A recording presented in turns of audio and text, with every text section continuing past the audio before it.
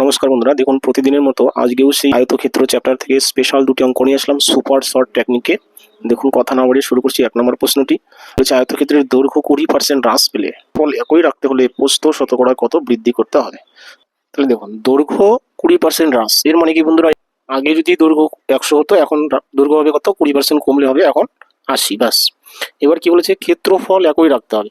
তাহলে আমি কি করব, ধরে নিচ্ছি যে আগে প্রস্থ 100 ছিল, ঠিক আছে। তাহলে আগে যদি প্রস্থ 100 থাকতো তাহলে ক্ষেত্রফল কত হতো, 100 × 100, তাই না। দৈর্ঘ্য ইন্টু প্রস্থ গুণ করলে কি হয়, 100 × 100 মানে 1000। তাহলে আগে ক্ষেত্রফল থাকতো কত, 1000।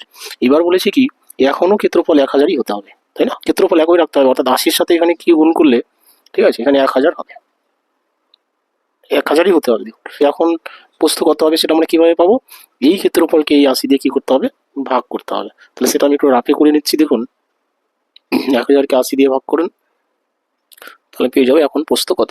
দেখুন 0 0 কাটা, 4 × 2 = 8, 4 × 25 = 100, এই 0 2 অক্ষে 2, তাহলে 12 × 2 = 24, 5 × 2 = 10, তাহলে পেলাম কত, 125। দেখুন 125 পেয়ে গেলাম। তাহলে দেখুন 125 যদি পেয়ে যাই, তাহলে দেখুন আগে প্রস্থ 100 ছিল, এখন হয়েছে 125, তাহলে কত পার্সেন্ট বাড়লো, 25% বাড়লো, তাই না। 25% বাড়লো, বা 25% বৃদ্ধি।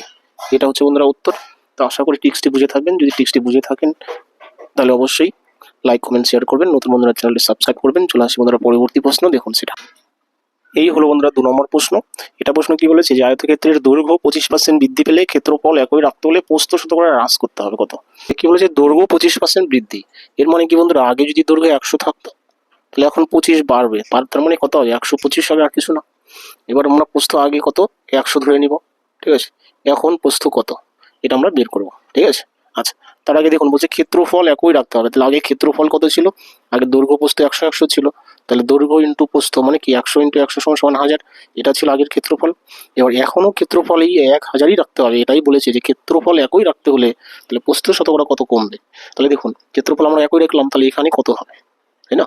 তাহলে এখানে বন্ধুরা হবে কি, সেটা আমরা পাবো কি, এই 1000কে 125 দিয়ে ভাগ করতে হবে।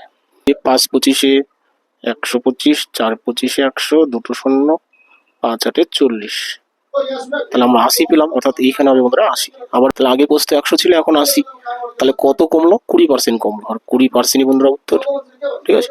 এটা হ্রাস পেলো, তাহলে এটা বন্ধুরা উত্তর। দেখুন 20% অপশন নম্বর সি তে রয়েছে, অর্থাৎ অপশন সি হচ্ছে উত্তর। তো টোটাল ক্লাসটি দেখার জন্য ধন্যবাদ। যদি ক্লাসটি ভালো লেগে থাকে অবশ্যই লাইক কমেন্ট শেয়ার করবেন, নতুন বন্ধুরা চ্যানেলটি সাবস্ক্রাইব করবেন। রাখছি বন্ধুরা, থ্যাংক ইউ।